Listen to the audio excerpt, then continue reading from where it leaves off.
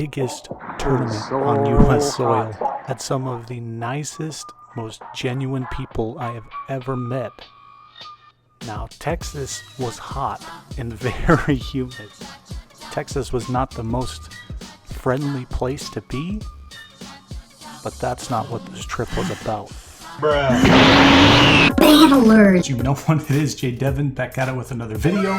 As always, if you're new to the channel, welcome. Subscribe if you feel my vibe. Power punch the notification bell for all the PvP content. This is going to be the video of the Mirror Cup of the West, which was huge. It ended up with a total of 133 participants, lasting 8 rounds. Now, you might already be aware of the results of this tournament, but I'm going to go over some of my featured battles that I did want to upload. I'm not going to be uploading every single round of this tournament. That would just be way too much and that would distract from other things. So what I'm going to do is I'm going to be covering the last 4 best of 3s from the tournament, because as you know, when you progress through a tournament, your opponents will become more skilled and ranked higher. Now, technically in this video, I'm only going to be covering 3 of those best of 3s, because for round 5 against Tromboneriscon, that was actually on stream. If you would like to see that battle coverage, I will link Houston Pogo Live's Twitch channel in the description below. But our first opponent to be featured in this video for round 4 was Popcornio. Let's get into it.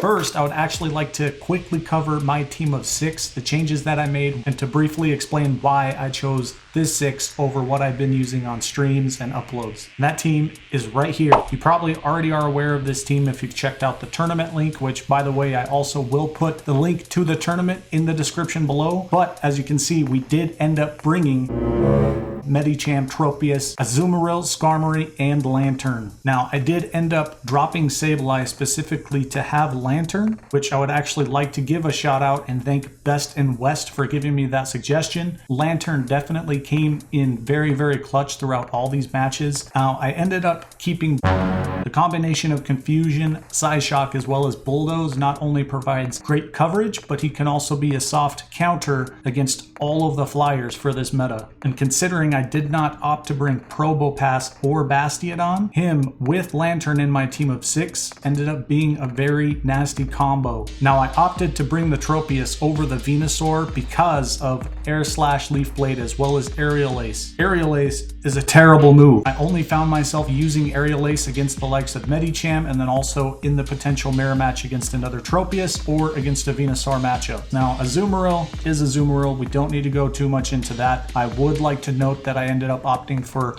Bubble, Play Rough, and then Hydro Pump. I did not opt for the Ice Beam, because if I ended up needing something to counter Grass or a Flyer, I already have both of those things in this team composition. So I wanted to keep Play Rough for the threat that it can have against Sableye and other dark Pokemon, but also to win the mirror match, as well as being a valid threat to Medicham. And obviously I ended up opting for Hydro Pump because of the general coverage that it provides against the meta as a whole. There's not a lot of Pokemon that want to take a Hydro Pump to the face. So this was our opponent's lineup for round 4 in this 8-round tournament, regionals format, Mirror Cup of the West. Probopass, Azumarill, Venusaur, Medicham, Altaria, and Skarmory. The first thing that I noticed when I looked at their team was the Probopass pick and then the double flyer. Now, Popcornio was already a challenger during this match, so this is when things really started to get heated, and I knew I had to step up my game, level my head, think about my plays without thinking too much. One thing I will say that I did particularly for this tournament, for the Mirror Cup of the West, that helped me with my picks and my leads and what plays I made, was that instead of looking at their team and saying, okay, what would they lead with against my team? I changed that mindset overall,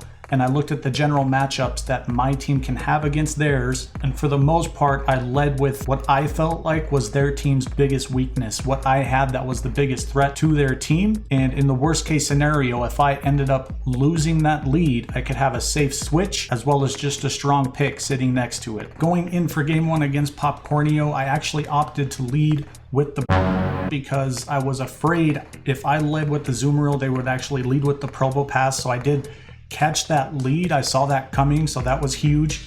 I did take a Thunderbolt. I was anticipating Rock Slide, which is a reason I did not shield. Honestly, I didn't need to shield the Thunderbolt anyway in this matchup because of the team that I brought. I brought Medicham as well as Azumarill against their 6.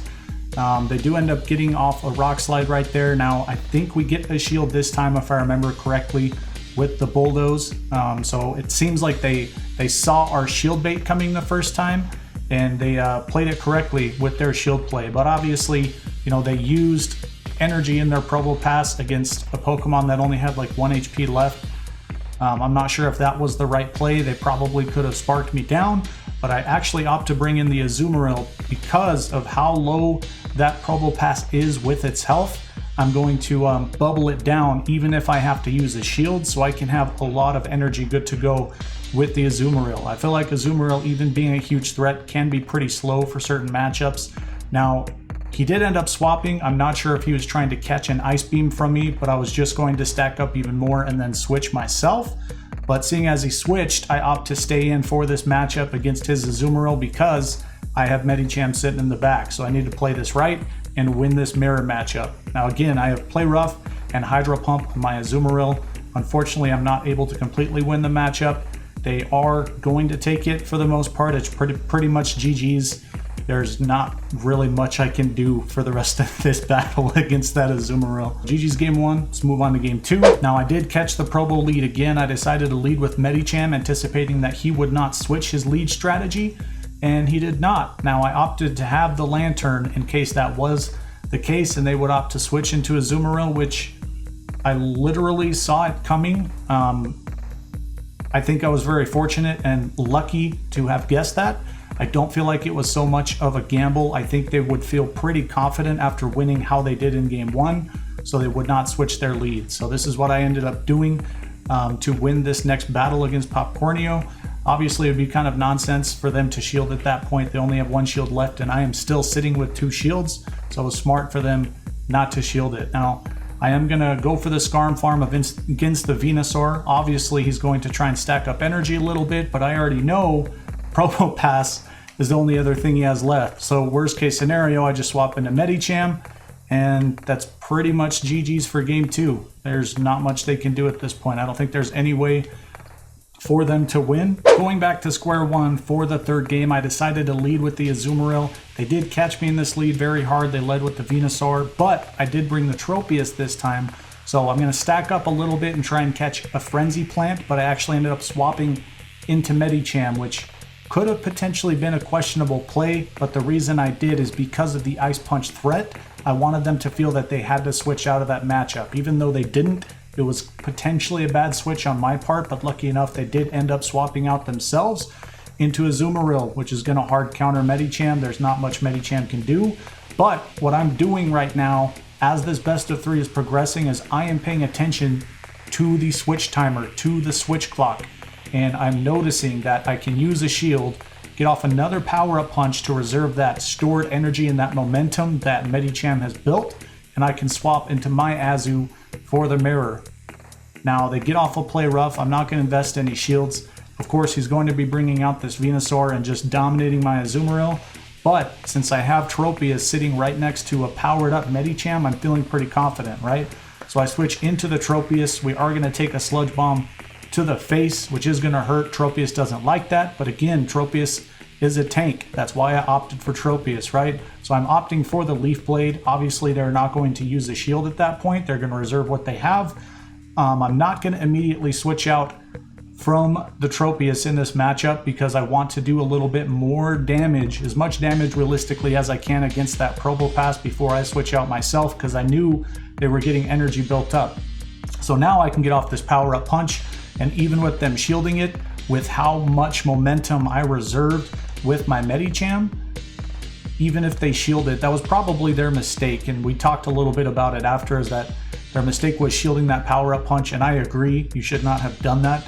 My Medicham was already stacked, the Probo Pass was history, and then Tropius was able to come back in and take that W. So GG's, let's move on to the next round. So this next round was my only loss for this tournament. I did end up going 7-1, spoiler alert, but it was against Arrow, who was the undefeated victor for the Mirror Cup of the West. Arrow did go 8-0, but these battles are heated, they are intense, even though this was my only loss, this is a best of 3 that we have to cover. This has to go on the channel because of the opportunities that we can identify, the mistakes that were made, things that we could have done better, but also what Arrow did. There were some very, very clutch moments. Respect. So let's get into it. So for game 1, they did go for the Altaria lead. I felt like looking at their 6 is going to be a safe lead, so I was pretty quick with it. I just ended up leading with my gut, seeing as they had no Umbreon, Spiritomb, or Sableye. So I'm going to play the matchup out, let them get off a Sky Attack because I know I can take it. I'm not too scared of a Sky Attack, but I want to go for these Psyshocks at this point because Altaria is still a powerhouse and I might still have to invest a shield, depending, which I actually chose not to because I was not close enough to a Psyshock yet to really justify using a shield at that point, especially since I had a Azumarill here who could come in, build up some energy, and do some work against the Altaria. I'm hoping at this point that Arrow would choose to swap out. It seems like he didn't. He wanted to stay in and just do the sheer damage that Altaria can do against the Azumarill, but I was smart and I chose to reserve my shields so I can invest at least one coming from a Sky Attack from the Altaria. I want to use at least one shield in this matchup, but with how things are going and that they are still in this matchup and they have not switched out, I choose to invest another shield. Now, they do bring out the Tropius, which was clutch for them. They ended up actually opting for a Razor Leaf Tropius, which was pretty interesting, but now I can see why, because if they are going to swap in or just lose a matchup, Tropius can come in, and if it doesn't finish them off completely, it can finish them off in just, you know, a few Razor Leafs, in 1 or 2 at least. But I actually opted to use the play roughs against the Skarmory because I had to do something. I mean, it ended up being a loss anyway, so whatever. Let's go to game 2. Game 2, I think, was a little better. You can see the Lantern versus Lantern mirror open from both of us. I'm not sure if there was lag, but, you know, the animations between the 2 Lanterns did seem a little delayed and a little glitchy. So I'm not sure what's up with that. It might just be the animation itself because both of us apparently built up the energy. But anyways, both of us choose not to shield the Thunderbolt. I actually decided to swap myself into the Medicham because he has this Lantern. I'm actually going to tank the Hydro Pump. They do bring out the Skarm, so that was an opportunity. Actually, I probably did not or should not have swapped to begin with. I probably should have stayed in with the Lantern versus Lantern Mirror matchup. Now, the Skarm is going to be able to farm me down a bit with the Air Slashes, but I do still have my Lantern. So I'm going to try and farm up a little bit. Actually, I don't, apparently. I'm not exactly sure what happened in these matches against Arrow. I think I lost my footing and my ground a little bit, and I didn't necessarily make the best choices, but in this matchup against the Altaria, I mean, it's the only Pokemon that I have left. Arrow has 2, one of them being an absolute monster and a powerhouse, Altaria, so my gut kind of sank at this point. I'm like, dang, I was so close. You know, I've gone undefeated so far, but I was already so nervous to begin with. My hands were shaking. I couldn't see straight. I kept my phone under the table at the tournament pretty much at all times, so they couldn't try and read my moves and my hand movements. And, you know, it was close. I could have played a little better, but GG's anyway. Let's move on to the next one. Roboto, yet another battler that during our matches, I was a rival. They were already a challenger. So the intensity kept building up. Things kept getting heated. There were 2 things that really stuck out to me in Bravato's team picks. One being Wish Cash, number 2 being Victory Bell. I'm not scared of Victory Bell. I'm not even beginning to really be worried about Victory Bell. I don't really consider it a threat. I mean, the matchups potentially that Victory Bell could do good against is my Azumarill and then Lantern a little bit, I guess, but I wasn't even scared of Victory Bell. I did not consider it a threat.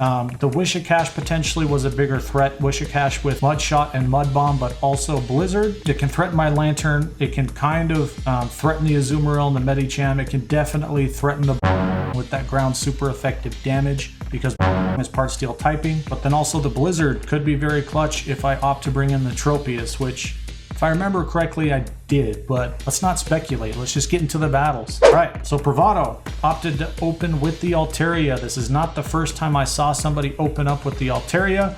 I knew I had to stay in with the Skarmory. Even though the Altaria can win, Skarmory can also win. It depends on who is actually going to use shields, right?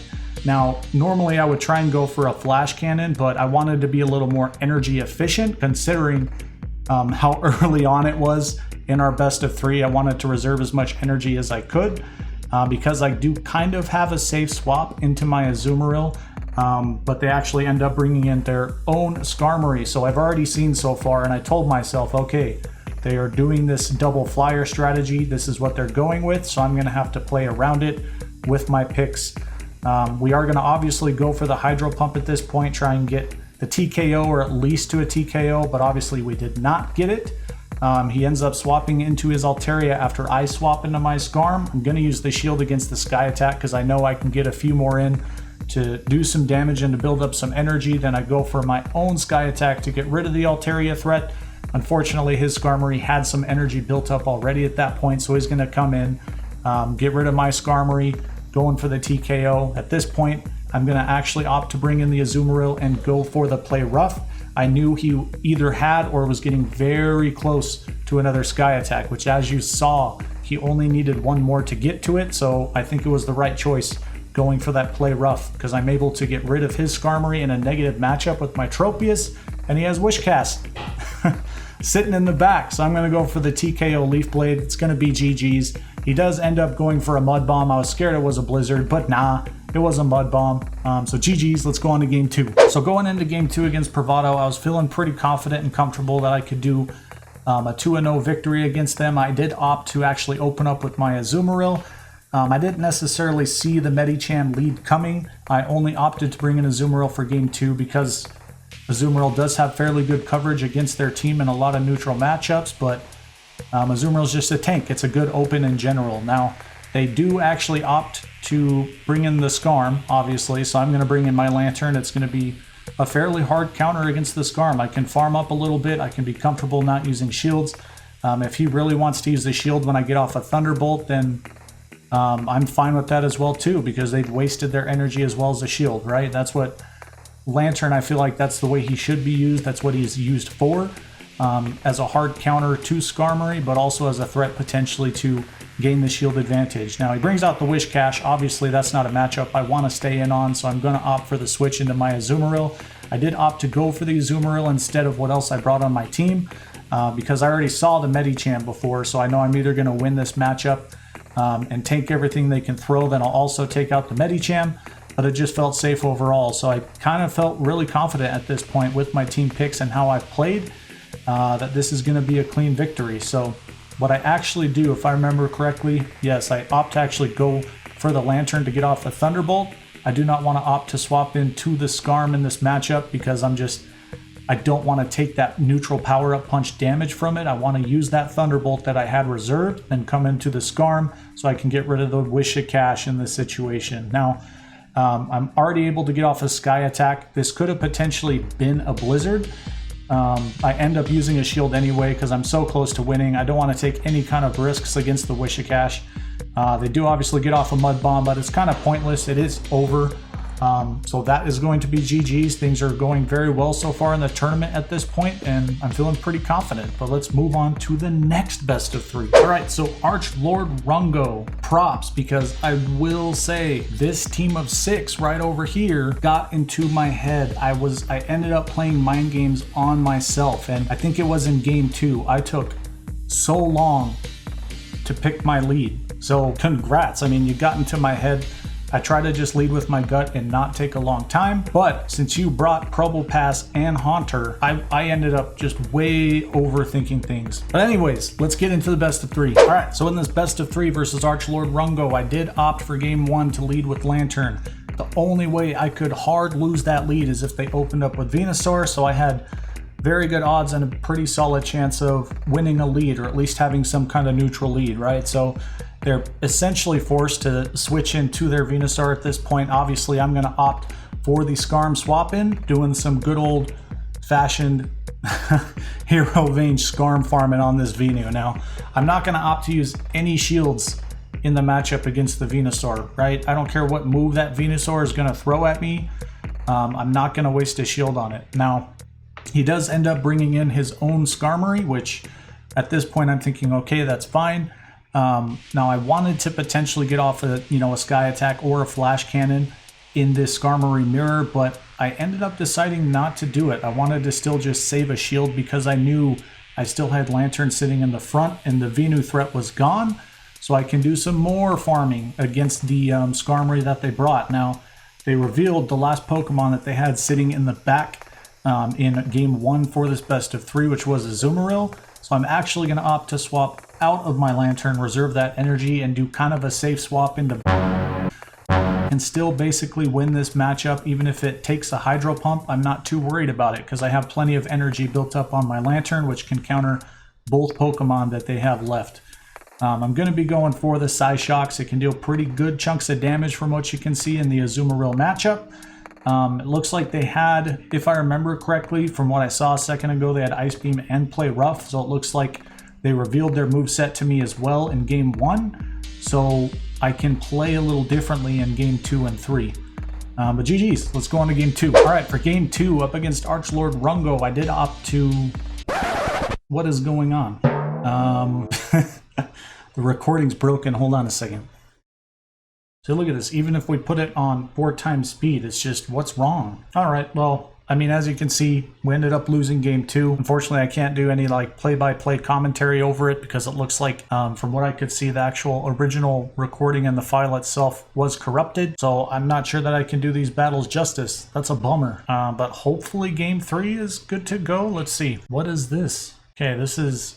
It won't even work. Okay, now all of a sudden I have a Tropius against a Venu. They have no shields. This file is broken. Nonetheless, we did end up winning in round 8 in the 8-round tournament held by The West in Texas. So Archlord Rungo, my recording apparently was broken of those battles. I very much would like to go over those battles, especially with what happened in Game 2. So if you do end up watching this video, I'm not even sure if you are subscribed or you watch my videos at all. But if you do, please reach out to me if you possibly have those recordings. I would like to do those battles justice. I feel like they need to be up here. They were good battles. But looking over the tournament results, you can see Arrow was victorious. Congratulations, he did go undefeated. He played like a beast, an absolute monster. You can look at all the rounds if you really want to. There did end up being 133 different participants, so it's a lot to take in if you actually want to look at all the matches. But here ended up being the rankings after the tournament concluded. So everybody that you can see here was already an ace, save for Arrow. Arrow actually did end up achieving ace status on his Silph Arena rankings after going undefeated 8-0 for this tournament. So congratulations, you made it to ace for season 1. We have a lot of big names, a lot of very skilled players. You can see Big B, Weedham Boys, Texas Rangers fan.